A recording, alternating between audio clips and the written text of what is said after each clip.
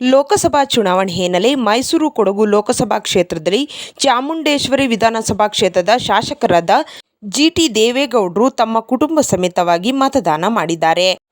ಮೈಸೂರಿನ ಗುಂಗ್ರಾಲ್ ಕ್ಷೇತ್ರದಲ್ಲಿ ಗ್ರಾಮದ ಸರ್ಕಾರಿ ಶಾಲೆಯಲ್ಲಿ ಶಾಸಕರಾದ ಜಿಟಿ ದೇವೇಗೌಡರು ಹಾಗೂ ಧರ್ಮಪತ್ನಿ ಕೆ ಲಲಿತಾ ಜಿಟಿ ದೇವೇಗೌಡರು ಸರತಿ ಸಾಲಿನಲ್ಲಿ ನಿಂತು ಮತ ಚಲಾಯಿಸಿದರು.